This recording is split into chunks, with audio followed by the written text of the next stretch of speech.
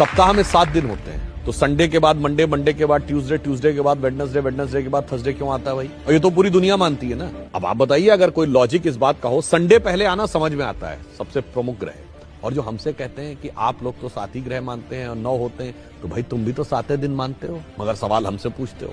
चलिए, अगर सूर्य सबसे बड़ा ग्रह है और साइज के हिसाब से होना चाहिए था, तो उसके बाद दूसरे नंबर का ग्रह बृहस्पति है साइज में, फिर तीसरे नंबर का शनि है, तो संडे के बाद थर्सडे आना चाहिए था, उसके बाद सैटरडे आना चाहिए था। यदि सूर्य से डिस्टेंस में देखें तो नियरेस्ट वेडनेसडे है, तो संडे के बाद बुध है, तो संडे के बाद वेडनेसडे आना चाहिए था। परंतु ऐसा क्यों होता है? उसका कारण विशुद्ध भारतीय ज्ञान, जो भारत की वैदिक ज्योतिष है, जिसमें एक चीज होती है होरा।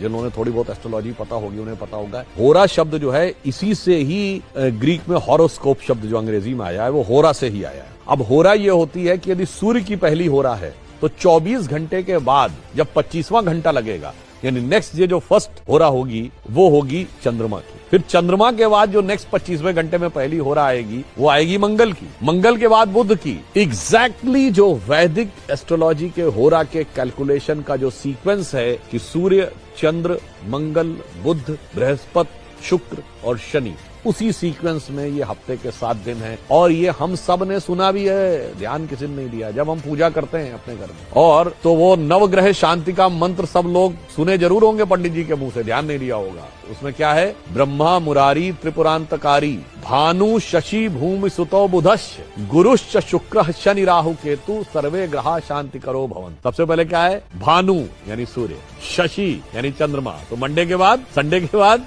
मंडे, भूमि सुतो मंगल, देन ट्यूसडे, बुधश्च, गुरुश्च शुक्र शनि।